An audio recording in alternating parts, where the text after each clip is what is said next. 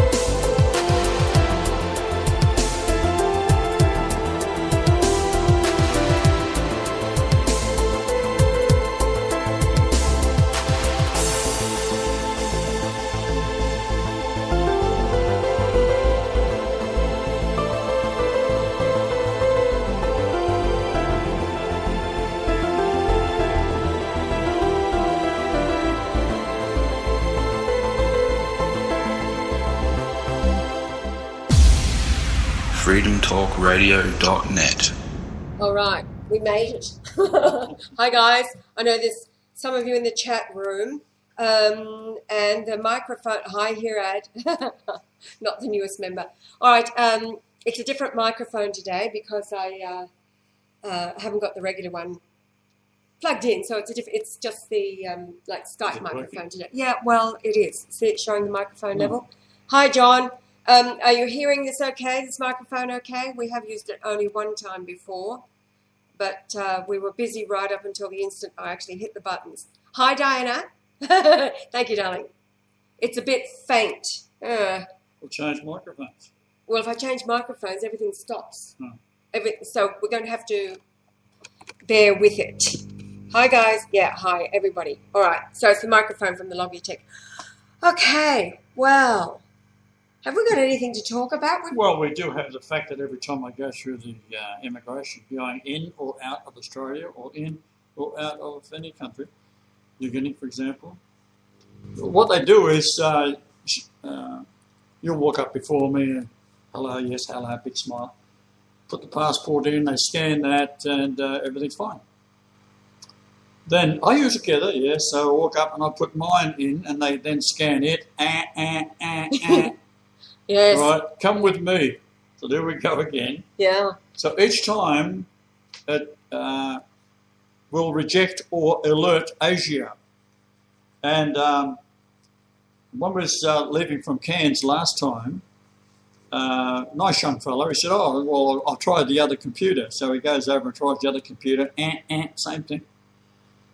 And then he has to phone his supervisor. The supervisor I'm hearing talk, and she's talking to Asia, the spy agency. Right? And she's asking them if my passport is genuine. Is it okay? Is it this? Is it that? And they're saying, yes, this is so-and-so from Asia. Go ahead, it's okay. Let him through. So that's the routine I have to go through every time I go in and out the country. Yeah, it was totally weird. When we went to India, we had visas that we applied for online and paid for it and everything. And so you go through a separate line. And they take your thumbprint, your eye scan, and so I'm called to one line, Yar goes to the other, and I'm being thumbprinted and eye scanned, and they just look at Yar's and waved him through. That's it, nothing. And yeah, and it was totally, even coming back into Australia this time, it was the same deal, wasn't it? So that's just, now what we wanted to, our little experience as we're standing in the line, this is so funny. We get to the airport after our really intense week, which is still intense here now. That's why I've got on here late without anything set up. But anyway, it's all good. We line up. Our flight leaves at 6:15. Get to the airport about 4:30 in the morning. And the departure lounge is full. Everybody's going through check-in for this flight. It's the first of the day. And I went away to get two coffees from the cafe behind us, and we come back and we don't know how she got there because she wasn't obvious when we first arrived to join the queue. But there's a girl who turns around and we look at her bag because the Pacific Games had been on for the 2 weeks between the 4th and the 18th of July. So all the Pacific nations, including Australia, were in Papua New Guinea competing. And by all accounts, all things went well. Minor glitches, nothing Anyway, this young girl has a huge Cricket Australia bag on wheels. Now, as you know, my sister is, she is. She's one of the officials of the Australian women's cricket scene and has been playing cricket since she was 14, and she was, she's a few years younger than me. And she's the executive director of the Donald Bradman Museum, hi Rodney, in Bowral, Australia, and that's where I was living right after I found Yah. And Rena herself has been on the New South Wales Cricket Board, and she has been involved in the administration of women's cricket now for decades. She is very well known, and anybody who's in women's cricket knows my sister, and especially the Don Bradman Foundation. Donald Bradman is the Australian god of cricket for all the cricket Well, he's tragics known around the world. Everyone in India knows Oh, him. yeah, that was the intro. When we were in India, I'd just say, oh, my sister runs the Don Bradman Museum. It was, oh, my goodness gracious me, everybody talk about cricket. And that was the opening of conversation onto weightier matters. Anyway, this girl, she was wearing a Star of David, of course, around her neck. And I didn't see that, but Yah zeroed right in on it. So she said, Jew. Well, it was just above the cleavage, so I don't know why I even looked there. Yeah, but anyway. And she talked to us because she heard us talk about, the Cricket Australia, and Yah made a comment about, it looks like you've got a body in there, and what do you have in there? And she said balls, and it was a huge bag on. So we started talking. There are two bodies in it. Yeah, we started talking, and she wanted to know what we were doing in Port Moresby. So we always start, well, we're here 7 years ago, and start talking about, the lie of there being no cure for AIDS, but the story, the routine, the launch, which is always really overwhelming for anybody who hasn't heard it for the first time. And they usually do start to back away within the first few minutes, unless they are tuned in, turned on, and want to know the truth in matters. So this young girl, she had us now because the line was snaking around very slowly, and we were going to be together for at least 1 hour. And the plane actually ran late because things were going so slowly through our check-in line. So we go on and on and on and on. And it's a wonder that because I didn't see the Star of David. Let's get to the point. She's yapping on about this and who's the best cricket player and all this kind of stuff. You asked her who was the best female cricket player. I said, who's the best female in cricket? So I'm setting her up, right? And I said, you know who Rena? Well, I said to her that my sister runs the Donald Bradman Rena Hall. Well, she didn't know. She didn't even bat an eyelid. She didn't bat an eyelid at Don Bradman, and she didn't bat an eyelid at Rena Hall.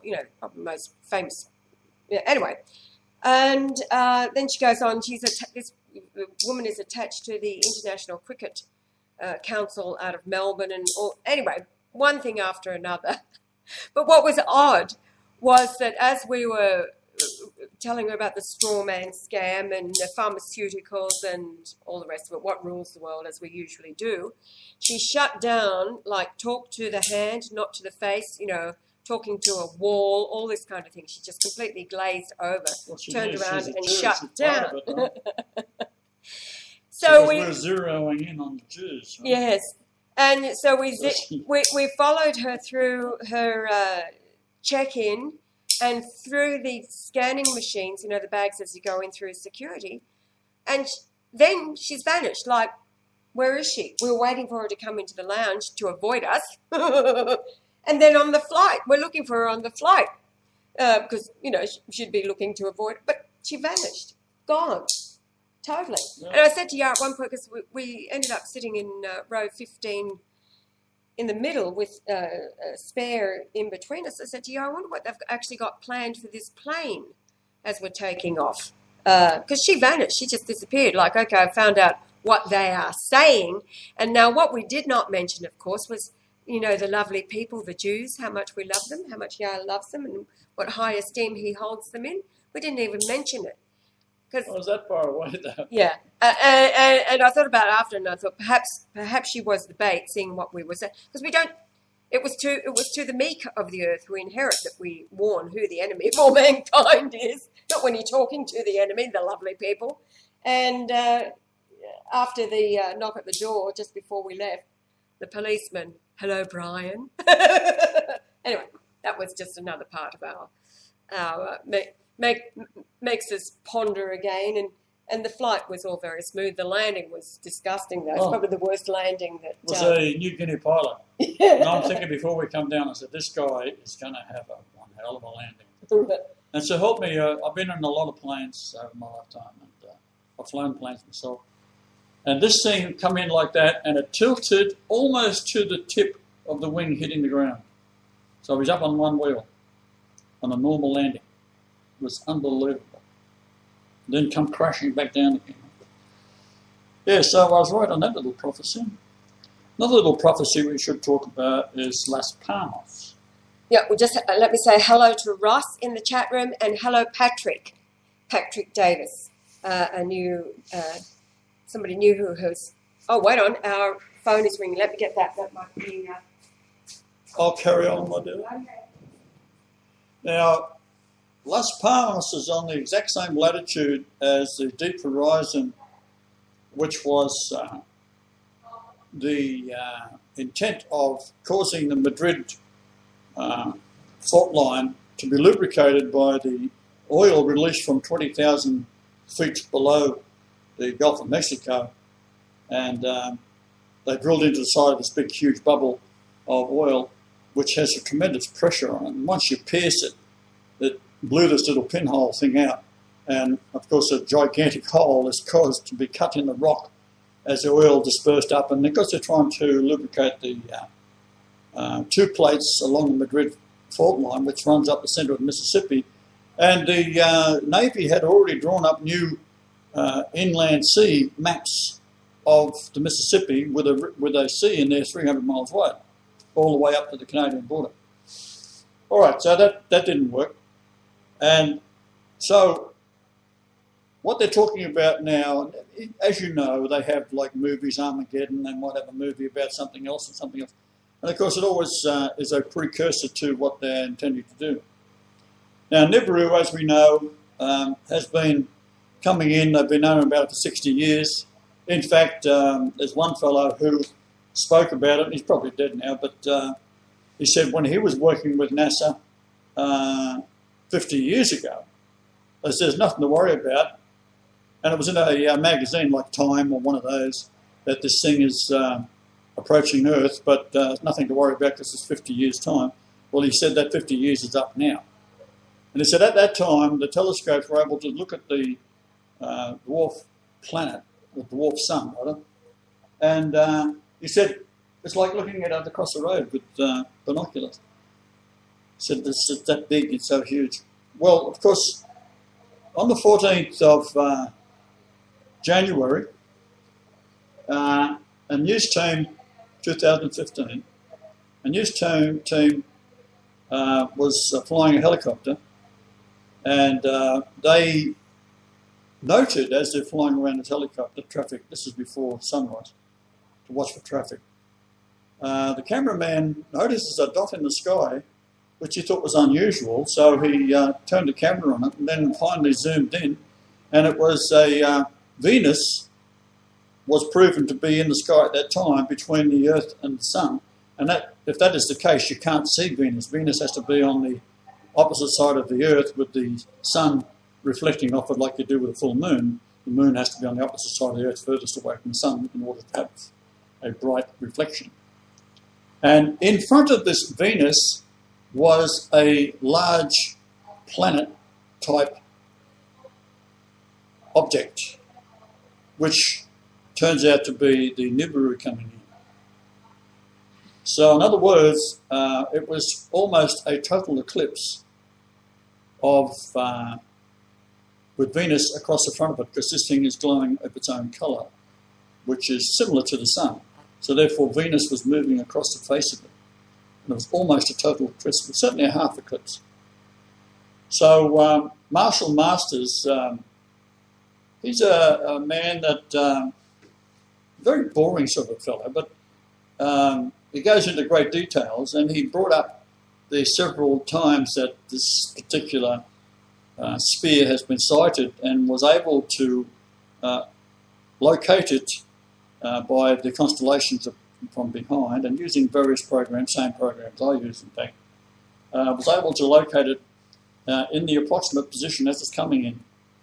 Now, what I've said before, you haven't got no fear from the dwarf sun itself. What the problem could be is that when an asteroid, comet, or something like that encounters the Earth, because it is being drawn by the sun at 69,000 kilometres per hour northward, anything that comes into the solar system range is pulled up. So it might encounter the outer planets, and then Saturn and Jupiter. These have a magnetic field that pull this thing around and up and follows the sun. Of course, as we are closest to the sun, and we're being tracked as we're going up. So any impact of any object that's coming in, no matter how big it is, will almost likely be brought in via the South Pole, and very likely it come down in the ocean. So you've got two oceans to choose from, really. You've got the Atlantic and the Pacific. Now, the Atlantic is the one that the prophecies are all talking about, from Nostradamus all the way through to people who have visions and dreams and so forth.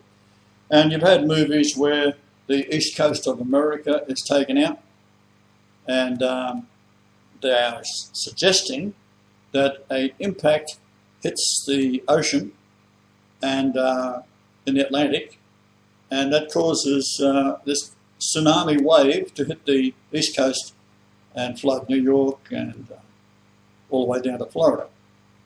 Well, in fact, the danger is not so much in that.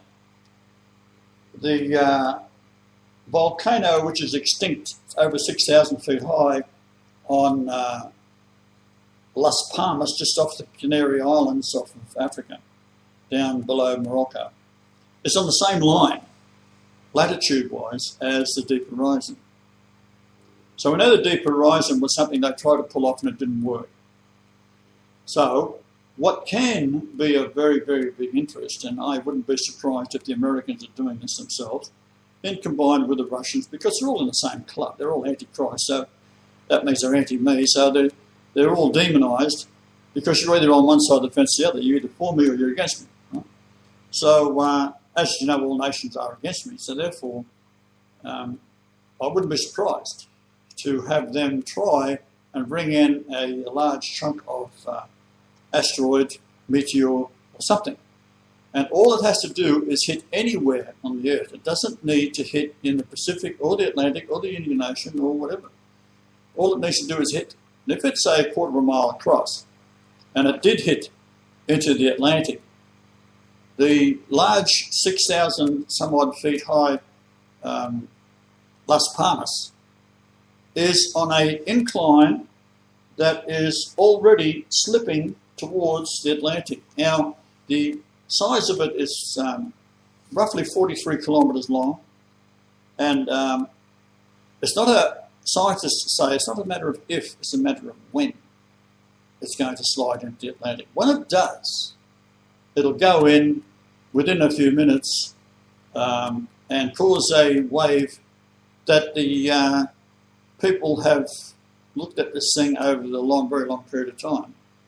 And they say, well, between 300 to 3,000 feet high will be the wave that's going to hit the east coast of America. Now, if it is 3,000 feet high, it's goodbye America.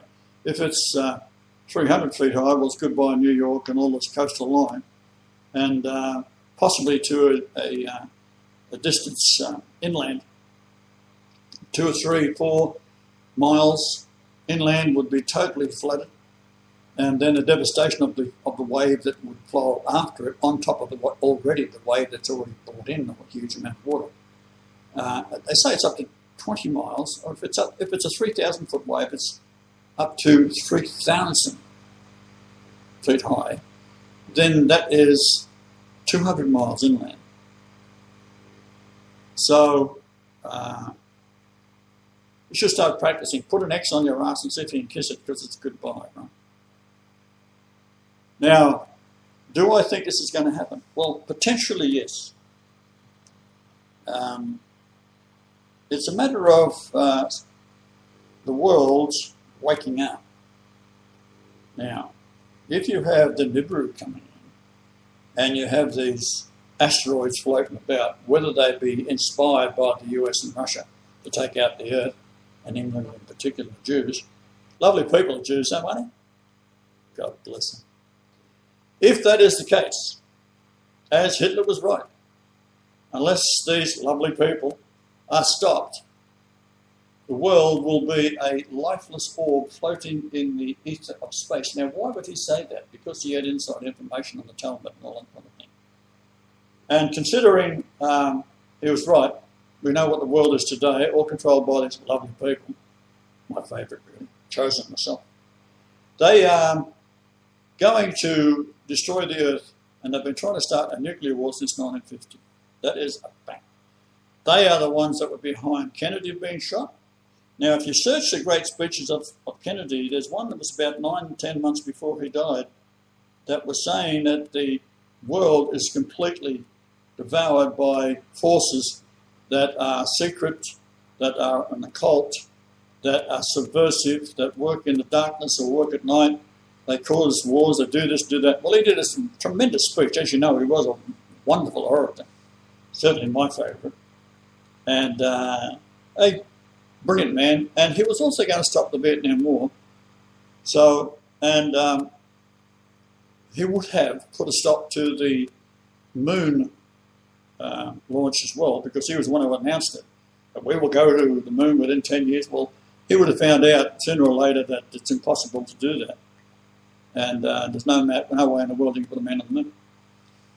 Just as a comment on the man on the moon scenario, when I first looked at the photographs, there was Buzz Aldrin, and if you listen to any of his speeches, he is a complete lunatic. Then there was Armstrong. They were both 33-degree Masons, and Armstrong never made speeches. There's only one time that he was in a public meeting where he made a few little lines in his talk. But the other blabbermouth, it never shuts up. So when they're on the surface of the moon, number one, there's no atmosphere on the moon. Therefore, if you see something standing on the moon, whether it be the lunar lander or a man standing there, the shadow behind it is absolutely pitch black, because shadows are cast by the sun hitting the object, and then the rays go past. But because there's air behind the person or object, it's deflected, and therefore there is a shadow that you can see through and clearly make out. On the moon, it will be just a black obelisk. That's it. You can't see a thing. Right? So when they were coming down, one small step for a man and so forth, the camera was set up to watch Armstrong come down the ladder. My question is, who put the camera out 150 feet to have Armstrong and panning up and down as he's coming down, one giant step for mankind, in what should have been a shadow, but the shadow, of course, had to be, because it was in air, the light was reflected around it, and so they never thought of that. That's the whole point. But up in the what ironically is happening outside later on, when the two men are on the surface of the moon. Now, let's say if it was genuine and you're on the surface of the moon, the last thing you do is leave no one in the bloody shuttle, in the lunar lander, and be kangaroo hopping around the surface, right? That's the last thing you do. But what if you can't get the bloody door open? However, beside the point, while these two are out bunny hopping around, kangaroo hopping around, Aldrin has got his face mask up. Now, when you're on the moon's surface, the light from the sun is not diffused by the air molecules, therefore the brightness of the sun is 40 times brighter as it would be out in the backyard of this house, for example, in the sunlight. What does that mean? Well, if you haven't got your shield down over your face, you'll be blinded instantly. Well, he had his face shielded up. We've got photographs.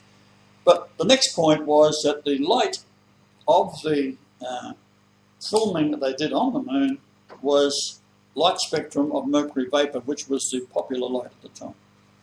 Okay, so getting back to, we know that everything they do is bullshit. If the so that means what's going to happen regarding Nibiru coming in, will there be a chunk of rock that the Americans and Russians have combined, with England, of course, and the chosen people, lovely people, aren't they, to bombard the earth because they are convinced that Christ is back and their judgment is nigh.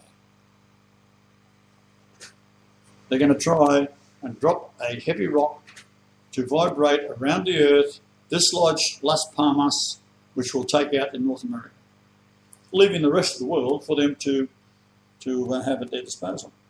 Right? Because America's screwed in here. Right? It's the largest Christian nation, so they want to get rid of it. As simple as that. Now, I'm just reading what the guys have written here. Oh, yeah. Mark said it was Stanley Kubrick. Yes, who Stanley directed Kubrick, it. Yeah. And Ross says on July 22nd, which is yesterday? Yeah. Today's the 23rd. The owner of 33 Addison, a businesswoman, Lillian, came over to evict us. Yeah. And he says the same day as Ash had to leave home in Canada in 2004. Yes, you're right. I was evicted that same day. And Ross is saying it's been very unusual the last few days since 7/17, the 17th. Yeah. Diana is also saying they had an Australian Aboriginal saying, "We will have a flood come inland to the middle of Australia. There would be no fresh water. There would be fires and so forth. All the things we have already seen happening." Right.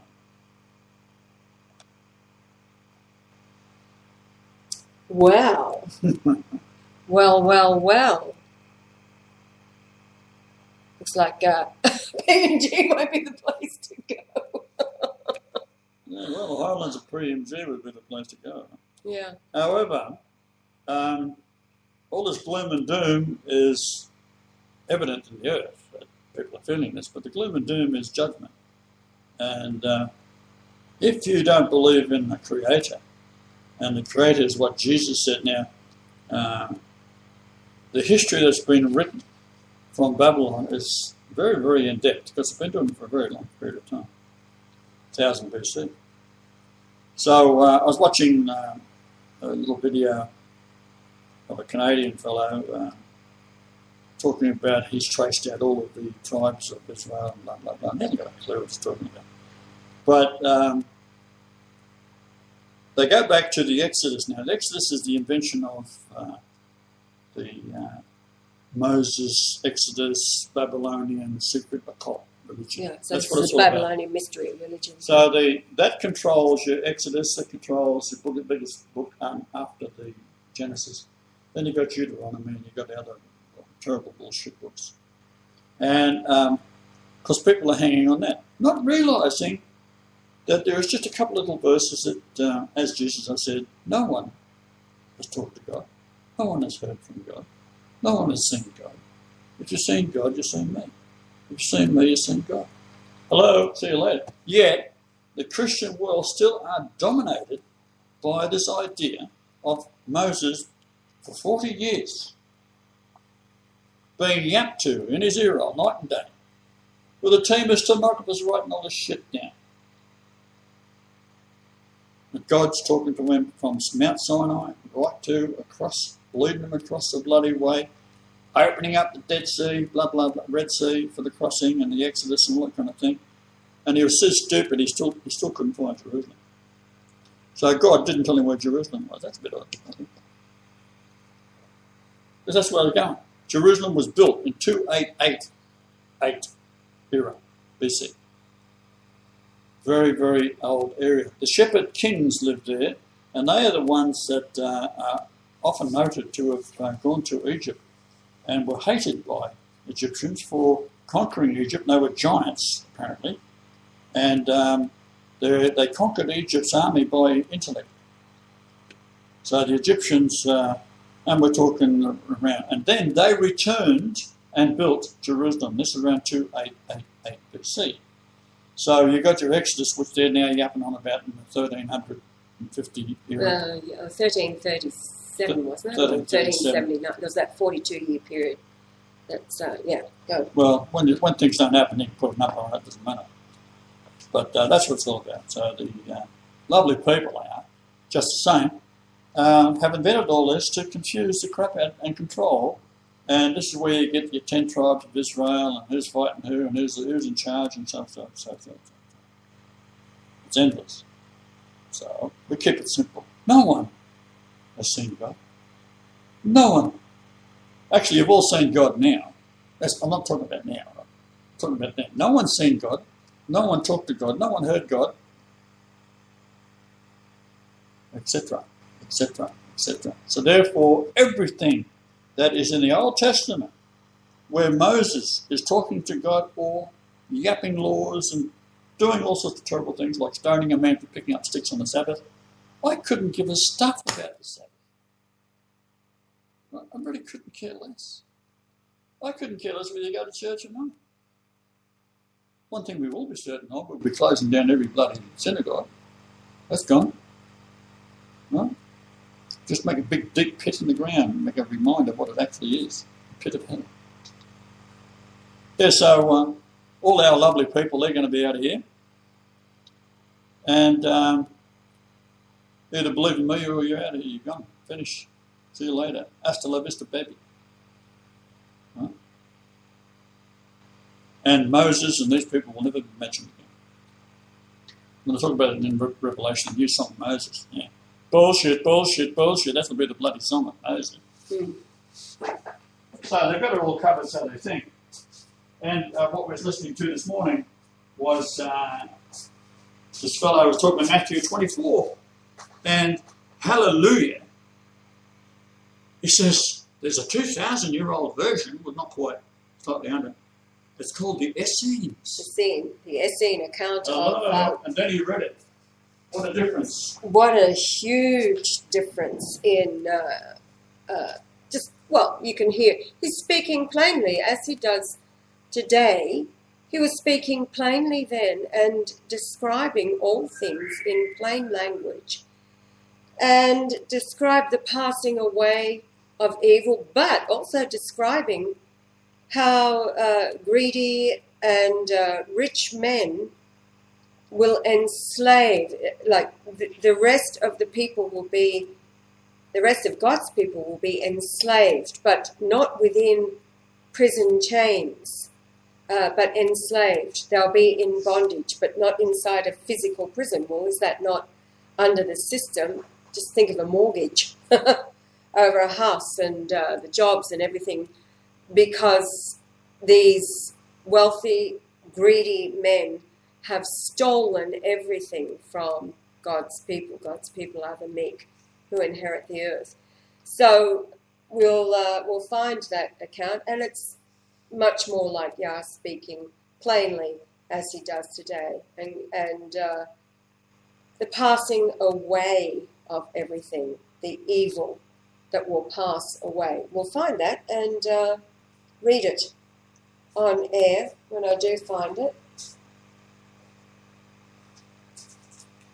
What have you got? Oh, a Milky Way, that's appropriate, isn't it? Okay, now I'll just see what you're saying over in the chat room. Mark says, I walked past a church in town the other day. They were playing on big speakers. They were playing on big speakers. Always look on the bright side of life from Monty Python. Always look on the bright side of life. Do-do, do-do, do-do, do. Life's a bubble shit when you look at it. There's the words of the song. Yeah. I wonder it's Yah's favourite song. It has been a bowl of shit, hasn't it? Speaking of which, that was the last thing that you did. I was thinking of that. Oh, the other day when one of the last things that we did, speaking of shit, before we left Papua New Guinea on this goose chase about this woman that had this round disc, round copper disc. off a piece of machinery. See, what happened in New Guinea is that our instructions were completely disobeyed and overridden by evil. It was evil that did it, but good. Turned out good. Yeah, it turns out much good, but it was evil that rose up to countermand the instruction that Yah had given and the purpose for the funds and everything like that. And so when I made it known to the ones who did the rising up against our guy, who was overwhelmed by the opposition, yelling and screaming at him and all kinds of things. And these people lived together in the same house. As a matter of fact, our guy, well, it's Jimmy. Now, Jimmy had the dream 7 years ago, right? So, all good. Well, who gives us dreams but the angels to prepare us? So, we go back because Jamie tracked us down, etc. His wife had died at the end of March. They were away from the village for 2 years, and he said the water was really bad, and obviously they weren't purifying it or anything. But anyway, she died. So he comes back to his house at his village, and once more, because we found out this trip that when Jamie was really sick, and this is before we cured him, and when he had the dream, our man, who is the brother-in-law of Jamie, he looked after him then because, of course, there was no income coming in. So he was with him to live with him then to look after him because our guy was working the whole time. This is where his experience was with Emerald. Anyway, we found out that our guy left then because of bad words that were hurled at him. Our guy's soft. And his way is to walk away He's from... a typical good Christian. Yeah, but he wouldn't call himself a Christian, I don't think. It's just his nature. Very nice. So anyway, Jamie's wife dies, and so our guy comes back. It's Perry. He comes back to take care of Jamie and his young daughter Angie, who's now 14, because Perry's wife is working. Perry himself had stopped doing what he was doing a couple of months before, but his wife was working, and so they were able to buy food for Jamie and family. And Jamie has a house, but several people sleep there. Some sleep underneath, and underneath, we're talking about on the gravel underneath. It's just the space between the floorboards and the ground, and then upstairs. So we get to know Perry the last trip, and good guy, nice guy, obviously a heart. He was so concerned about Yah when Yah started to get sick up there. It was Perry was the one constantly phoning, how's Brian, how is Yah? And if I'm with Perry, because there was something I had to take care of getting us on an earlier flight, so I took Perry and Eddie, who came down from the mountain. Eddie, another, these are the meek. Eddie had been limping, and I turned around and said, Eddie, why are you limping? He goes, oh, you're only the second person in all my life who has ever asked me why am I limping. He had polio as a child, and he said he was paralyzed, and it was the prayers of his father, a Christian, that he started walking again, but he was left with this limp. So another good guy. They were both so concerned about Brian.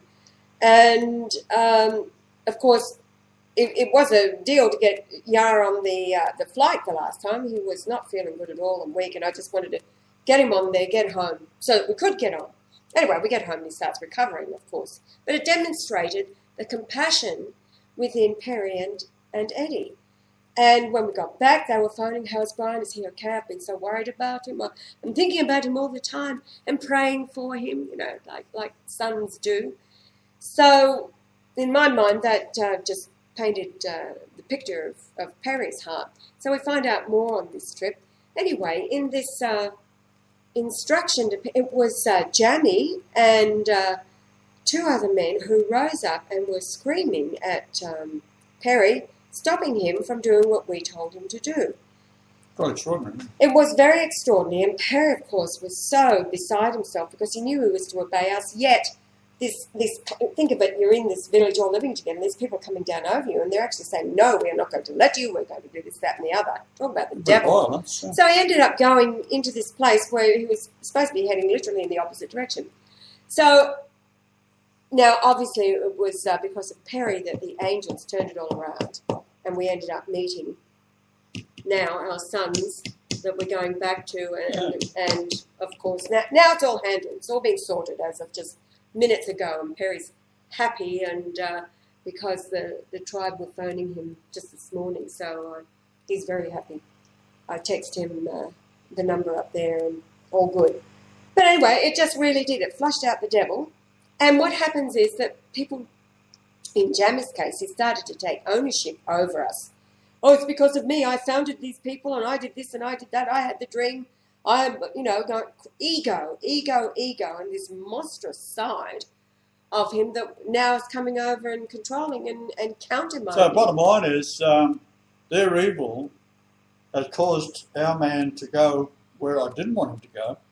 And as it turned out, it could not have worked out better. Yeah. Because of when he got to where he was led, if you like. In his own desperation, because all he could think about was how he is failing us. And he had gone out to see these people that are very, very well known in the gold trading business. Well, and the old chief, he seen him one day. No, there's a story. Let me back up to the story. Back because it goes on. There's a history there. No, like Reggie told us the story, and when I told Perry, yes, they are family. It's all about family. That old man was Perry's family. They adopt each other as uncles, and they become sons. You can marry and all that. But they are related by blood and clan, as you know. Well, Perry had been a member of that family for years. Not his birth family, but family as a village people, and he regarded the old man as his father and Perry as his son. The chief of the tribe. And he was the one guarding, and that's what Reggie went to see. And the old man said, "Oh, I've had a dream. I'm not to sell it to you." So they had a reasonable amount of gold. All tribes do. But this old fella, he had some gold stashed away for years and years, and they've accumulated gold over a long period of time. And he was told in a dream not to sell it. So now, when Perry comes, and of course Perry and we ourselves with Perry and our family on that tribal basis, and the old man says, right, you can sell it, you can have it, right, at a reasonable price. And then he died.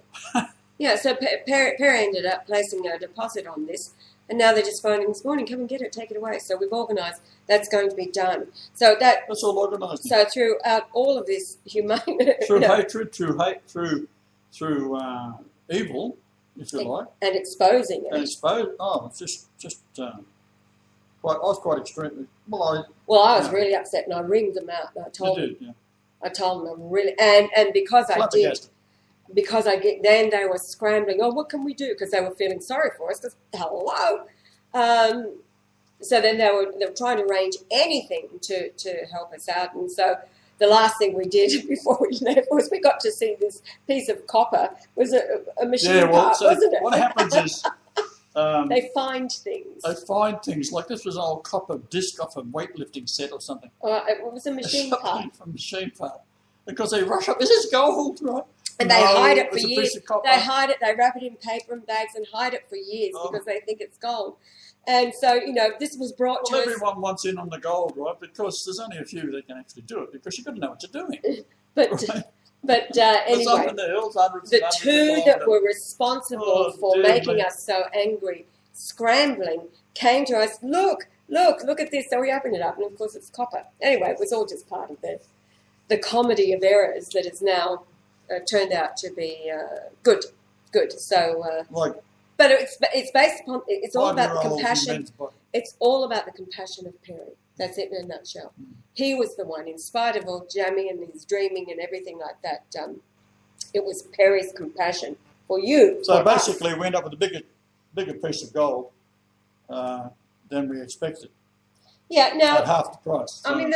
And two, for us, it's not about the gold. We've been telling people it's going to be worthless in the future. You'll be walking on it. But if you've got it, don't sit on it, because they do. They sit on it for decades. Do something good with it. Like we're going to be putting several clinics over. Well, beyond that. Over the islands now, out throughout the South Pacific as well. We've had our plan to want to cure the nation, but I've been telling all the landowners that we have met, don't hold on to it.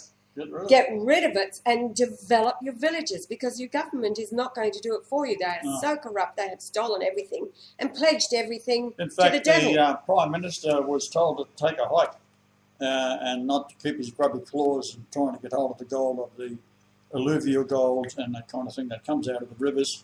No, well, so what had forth. happened after the war? There's a lot of gold, apparently. There's a lot of bullshit. War gold. stories It's a lot too. of bullshit, but still, the state had taken ownership that was anything coming out of the villages. Well, the landowners rose up and they've told the Prime Minister to take a hike. You are not telling us what to do. You don't have anything that comes out of. So there's no more. Because a lot of it was being confiscated, saying it's state gold. Well, it's bullshit. The state they're actually talking about is Israel. They've got the G4 security at the airport there, so that they They've can sold that completely to confiscate Israel. anything that's coming out of And Papua New Guinea. all tithing and all goods have got to be given to the God of Israel. Yeah. So that is just reinforcing what we're telling you. All right? Moses, bullshit. Israel, bullshit. Jews, lovely people though, bullshit, have taken over the entire world because of the Moses Exodus story that Jesus, myself, said is bullshit. No one saw God. No one has spoken to it. Yet all these Christians, they just go straight past that. That's what bloody amazes me. Right? Nor do they talk about the Comforter coming, and it's Jesus coming on a bloody white horse. Matter of fact, there's a white horse there now.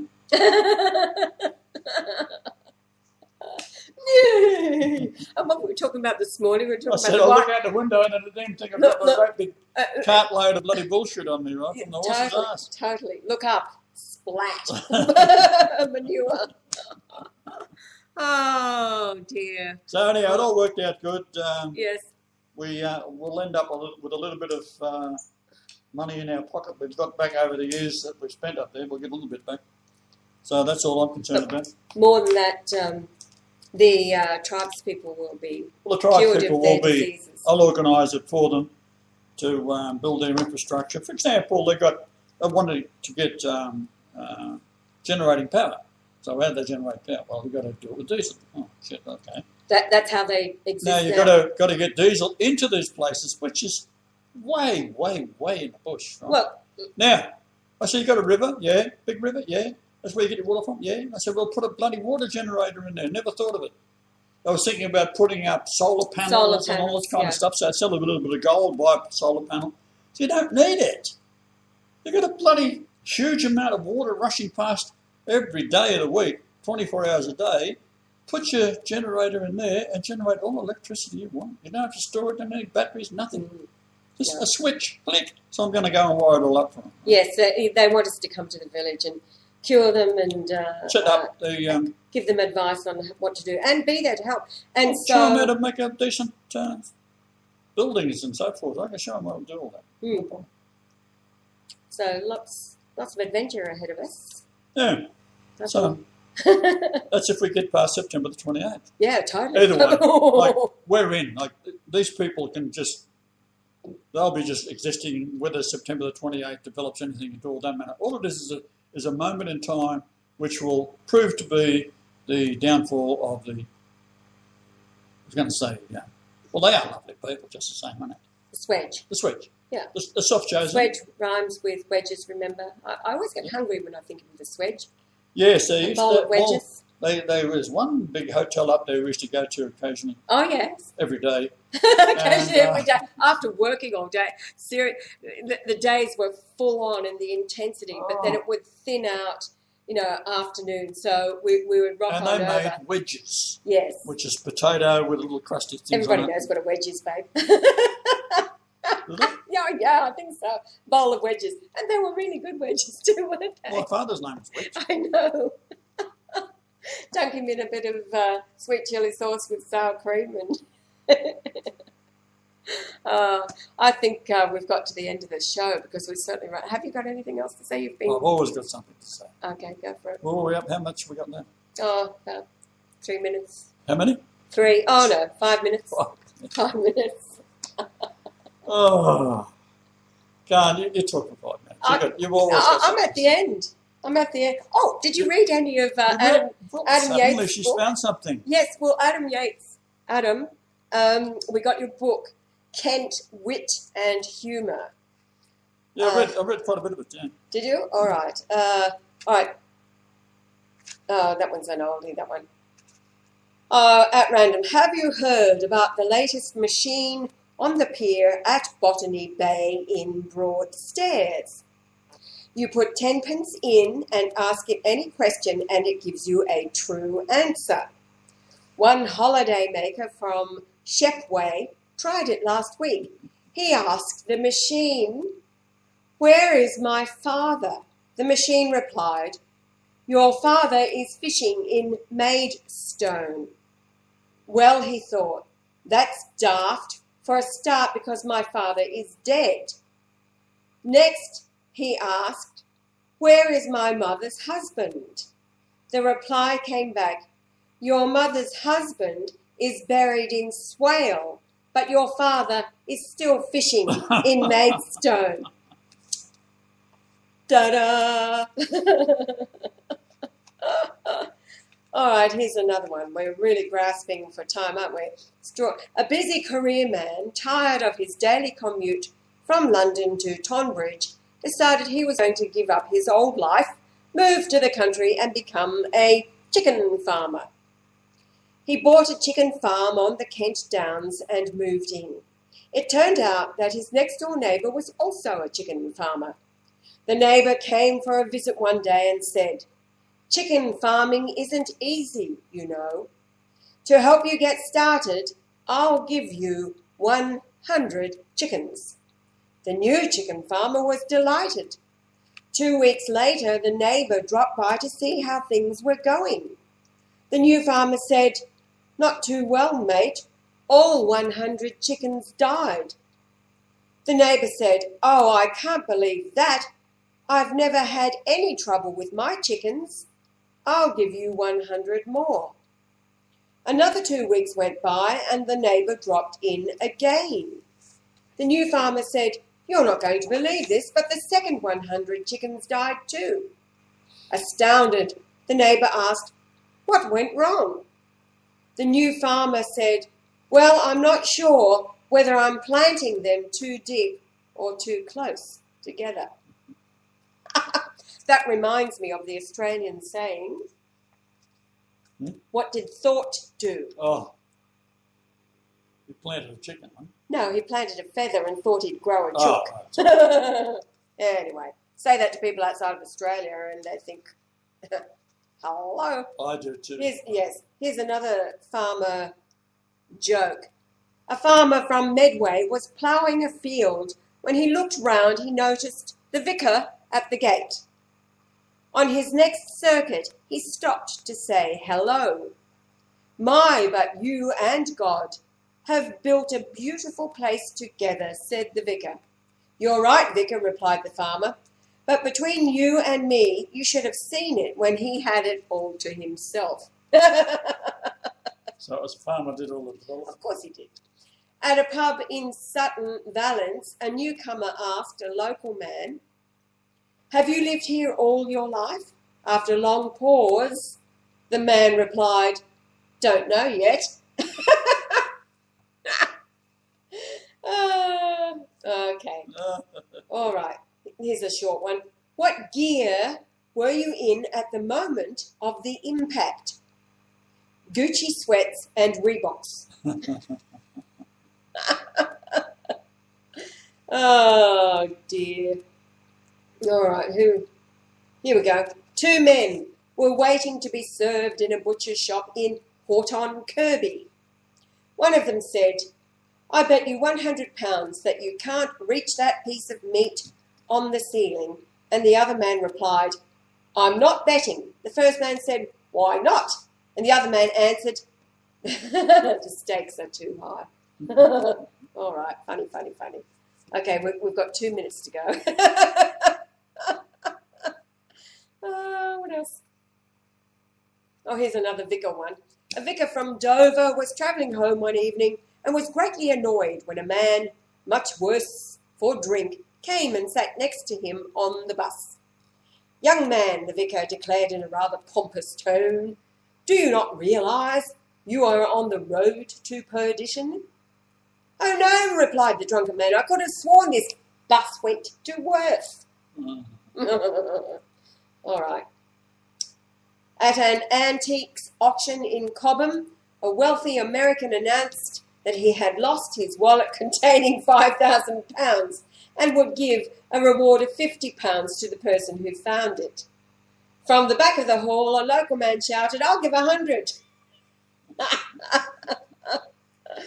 Oh, dear, dear. All right. There are many good things to come out of Sussex, most of them roads leading to Kent. Yes. Okay. Two blokes from East Grinstead went into a pub. The first man said, "A pint of bitter and a half a shandy for my mate Donkey, please." The publican replied, "What's with him calling you Donkey?" The second one said, "Oh, Eeyore, he always calls me that."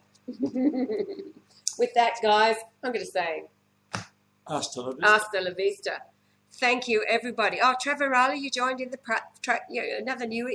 another newcomer You along speak with rather Patrick. well when you get pissed, don't you? Oh, totally. So, to all in the chat room, wait on cleansing your loved ones and a new Christ and then the world. Well, we are in the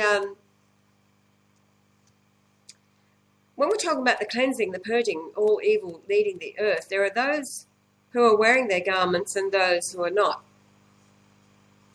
And it's not anything that another person can do for another soul, is it?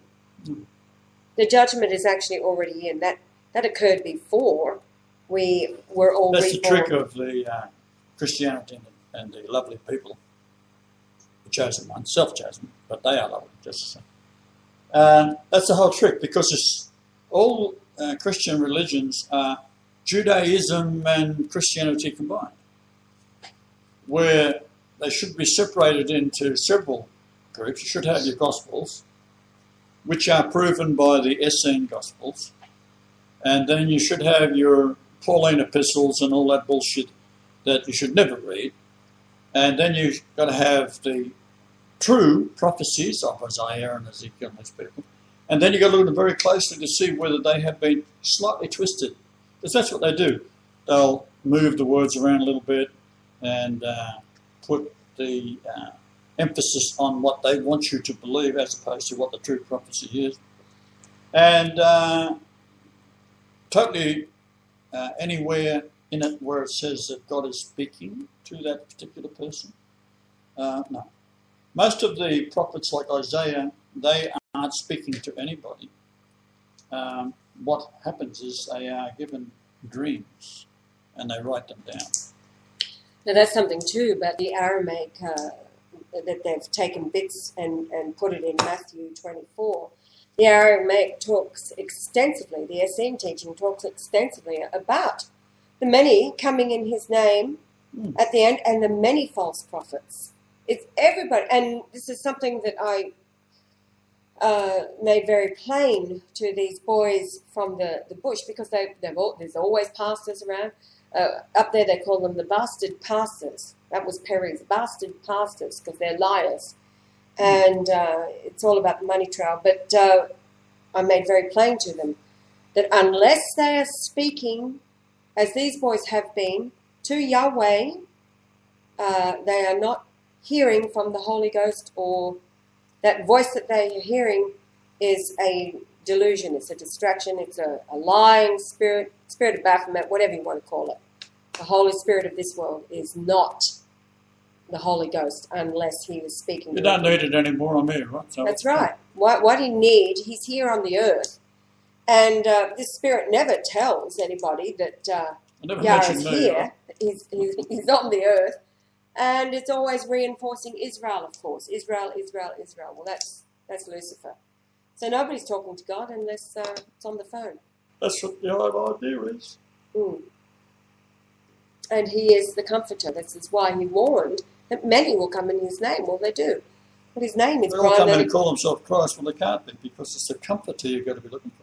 Comforter, the Holy Ghost, Brian Leonard Golightly Marshall. With that, we will say goodbye. Goodbye. Until tomorrow. No use leading with your Hasta sin. la vista. Yeah, it's like the Mexican who said he's Christ. Yes, yeah. Oh, yeah, that's a good one. He dropped dead recently, didn't he? He did, yeah. And we've got this And dude there was here in another one who used Australia. to pull diamonds out of his hair and all this. Oh, kind of yeah, all the crap. bullshit. He's dead. There's that guy in Russia that people go and they're living around him. The Well, he should dude- be a movie star, that guy. Yeah, oh, great big buff guy comes down in his white robe. 10 minutes after 12 months, contemplating on a mountain and Sits on his little talks throne about and goes back up aliens and goes back up again, and everybody's going to live where he is. Then the AJ Miller out here Yeah. up at Kingaroy. Oh, How come, AJ, that you're Christ, you're Jesus? Mum told me. yeah, Mum told. Well, fair enough. But it was Sherry who dug deep into that, because he does. He looks like David de He Rothschild, does. and she dug deep in that. It's all a distraction. And the new name is Brian Leonard Golightly Marshall. No, not the Siberian Christ hero. The other Christ. There was one in Florida who was a Mexican dude. He Paul somebody, I think it was. As far as we know, the Siberian Christ is still alive. Okay, goodbye, guy, and we'll be back tomorrow. All being well. Brian Willing. Brian, yes, God willing, Brian willing. And can't wait to change the name of the Brace Highway.